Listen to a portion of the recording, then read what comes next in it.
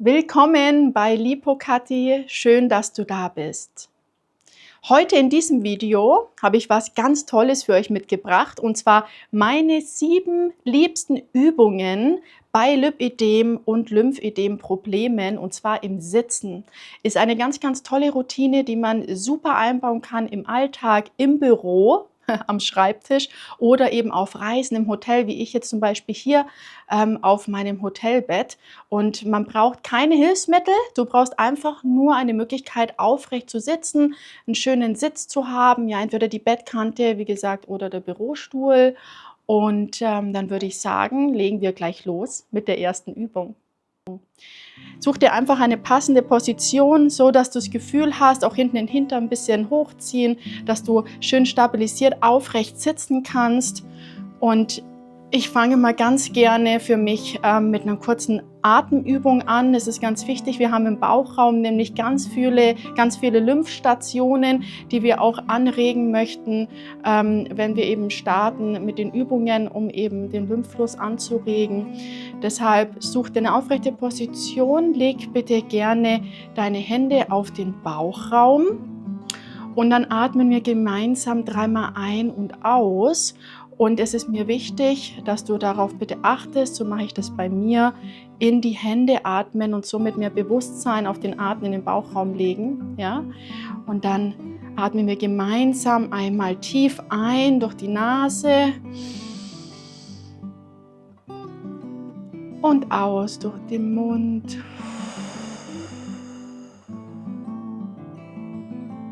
Und nochmal tief ein durch die Nase. Und aus durch den Mund. Und ein letztes Mal atmen wir gemeinsam ein durch die Nase. Und aus durch den Mund.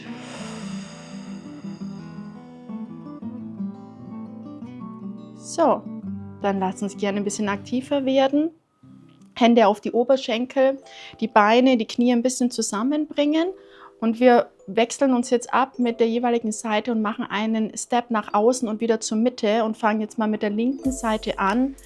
Und zwar den Fuß nach außen und wieder zur Mitte bringen. Die rechte Seite, Fuß nach außen und wieder zur Mitte bringen. Schau, wie es bei dir mit der Hüfte passt, wie weit du den Schritt nach außen gehen kannst. Du kannst gerne noch ein bisschen schneller werden. Das ist dein Tempo. Und wir machen einfach die Übung gemeinsam ein paar Mal durch. Und du folgst mir einfach oder wirst einfach ein bisschen schneller. Schaust, wie es für dich angenehm ist. Ich mache die Übung auch gerne immer so, ja, insgesamt 20 Mal, 30 Mal, also 10 bis 15 Mal pro Seite. Wenn du mehr machen möchtest, kannst du natürlich jederzeit Pause machen beim Video und dann einfach noch ein paar Wiederholungen mehr machen, bevor wir dann mit der nächsten Übung weitermachen. Die Übung ist sehr wunderbar, weil die Leiste öffnet.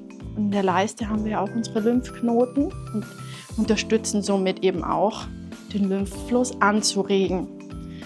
Dann machen wir jede Seite noch einmal, die linke und die rechte Seite. So, lockern wir mal kurz aus.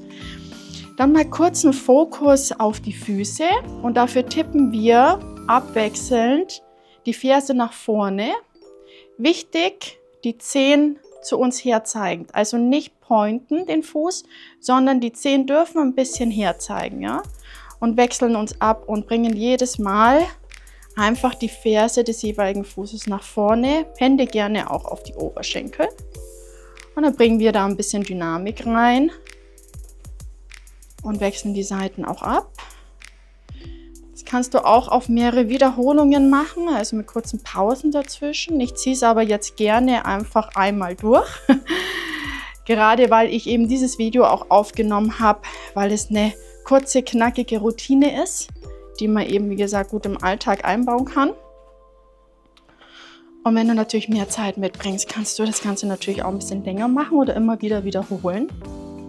Es ist hier auch jetzt wichtig, dass wir nicht in Hohlkreuz und auch nicht in den Buckel fallen. Ja? Also richtig schön aufrecht, Brust nach vorne, Kinn leicht anheben und in einem aufrechten Sitz bleiben.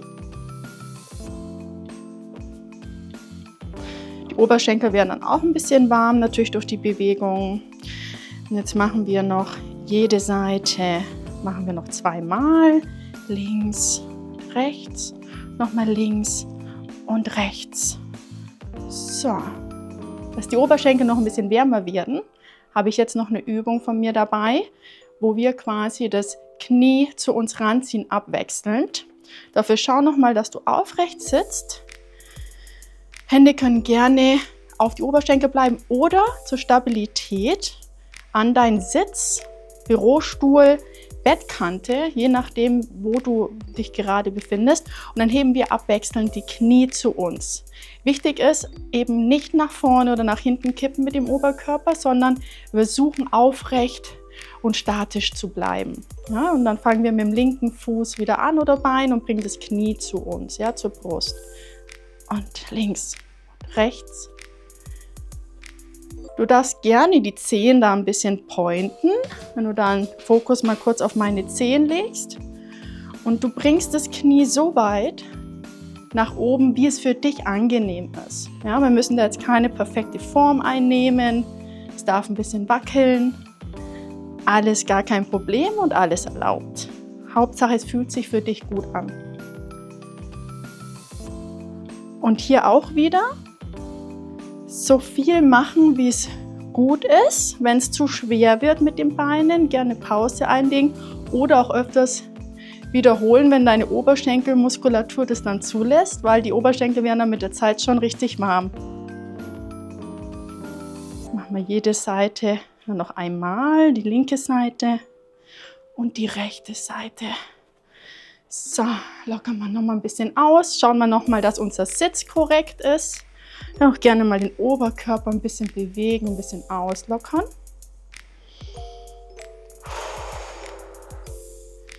Und jetzt richten wir uns ein bisschen mehr wieder auf die Füße. Knöchelpartie ist ja doch immer nach langen Sitzen oder beim langen Sitzen, langen Stehen, nach langen Tagen, vor allem am Abend, auch immer geschwollen. Ja, viele leiden bei uns ja auch unter Wassereinlagerungen und die wollen wir einfach auch ein bisschen beheben, indem wir da ein bisschen Dynamik reinbringen und ein bisschen Bewegung. Somit lade ich dich jetzt ein, abwechselnd wieder jeweilige Ferse nach vorne bringen und dann abwechselnd mit den Zehenspitzen den Fuß flexen und pointen. Ich mache mal den Fokus auf meinen Fuß, dass du das sehen kannst.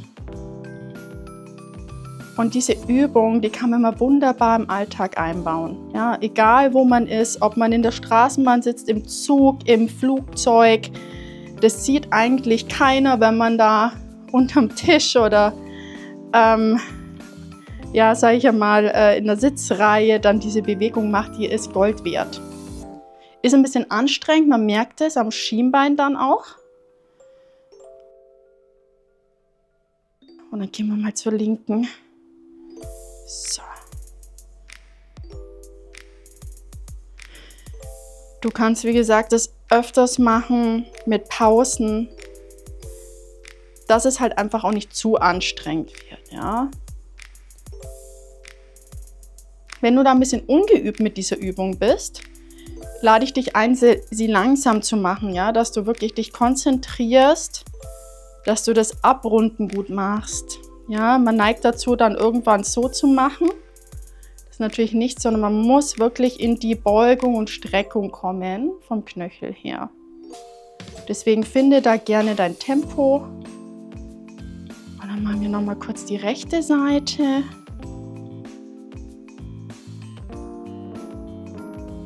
Einfach immer so 15 bis 20 Mal jede Seite, je nachdem, welches Tempo du da anstrebst. So, nochmal die andere Seite.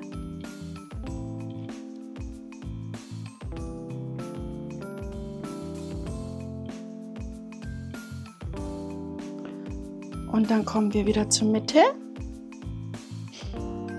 Kontrollieren nochmal unseren Sitz. Aufrechte Haltung.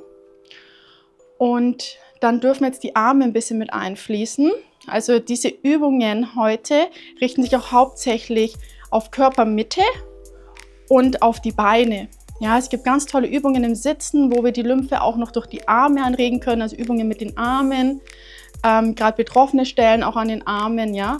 Dann habe ich dann auch noch andere Videos. Heute geht es ganz gezielt um Körpermitte und die Beine. Und bei dieser Übung bringe ich gerne noch kurz ein bisschen die Arme mit rein, einfach weil wir dann mehr Dynamik für die Körpermitte bekommen. Wichtig bei der Übung ist, dass wir trotzdem statisch bleiben, also nicht uns extrem mitdrehen, sondern statisch bleiben und abwechselnd die Handfläche aufs gegenüberliegende Bein, aufs Schienbein oder aufs Knie bringen. Ja? Du kannst gerne dich auch immer ein bisschen mit festhalten seitlich, dass du nicht umkippst und dass du wirklich versuchst, mittig statisch zu bleiben. Und wir fangen jetzt an, linkes Bein und rechte Hand nach oben und Schienbein und abwechselnd.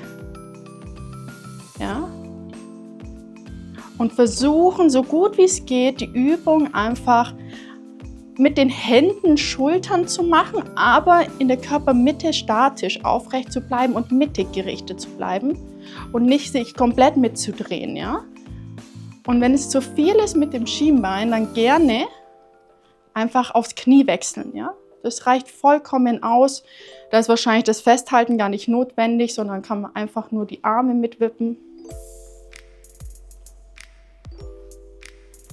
Und es geht darum, einfach die Bewegung zu aktivieren, ja?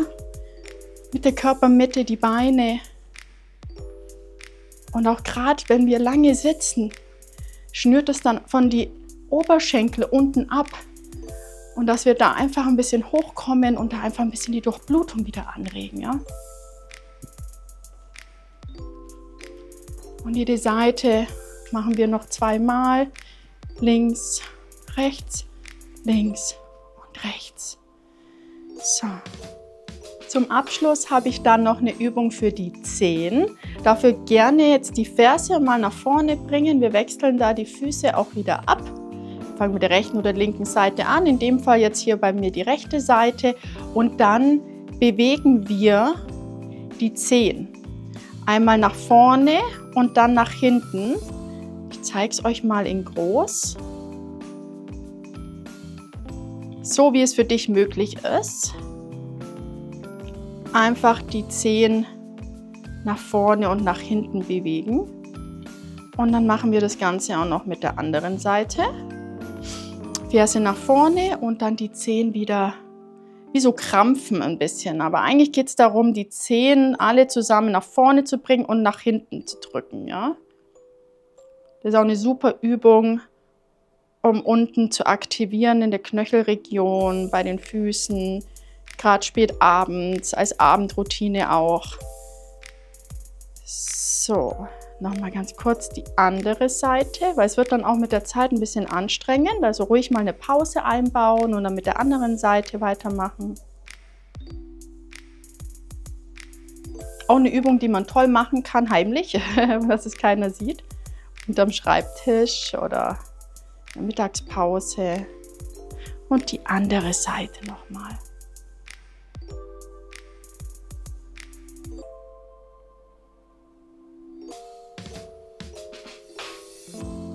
So, noch ein paar Mal. Und dann kommen wir wieder zur Mitte. Und zum Abschluss lade ich dich ein, dass wir noch mal ganz kurz 3 Atemzüge gemeinsam machen, um unsere Routine jetzt abzuschließen. Dafür gerne die Augen schließen. Wir atmen tief ein. Wenn du möchtest, nimm gerne die Arme zur Seite mit nach oben. Wir atmen ein. Und mit dem Ausatmen gern alles schwer fallen lassen. Lass dich nach vorne beugen. Wir atmen ein. Und aus. Dann atmen wir nochmal ein. Die Arme zur Seite nach oben. Machen uns ganz lang. Und atmen aus. Komm gerne zur Mitte und leg deine Hände mal noch mal kurz auf deinen Bauch und spür mal kurz 2-3 Sekunden nach, was jetzt vielleicht ein bisschen anders ist wie vor den Übungen. Schließ die Augen und vielleicht pocht dein Herz, vielleicht spürst du deine Oberschenkel. Du merkst, dass irgendwie der Fluss wieder angeregt ist und du deinem Körper jetzt auch was Gutes getan hast. Ich möchte mich herzlich bei dir bedanken, dass du heute mit dabei warst, die Übungen mit mir gemeinsam durchgezogen hast. Ich würde mich freuen und dich einladen, zu mir auf den Kanal mal zu schauen. Vielleicht findest du andere Übungen, andere Videos, die du in deinen Alltag einbauen kannst, die dir ein bisschen mehr Leichtigkeit bringen. Und dann verabschiede ich mich für heute und wünsche dir einen wundervollen Tag. Bis bald. Tschüss.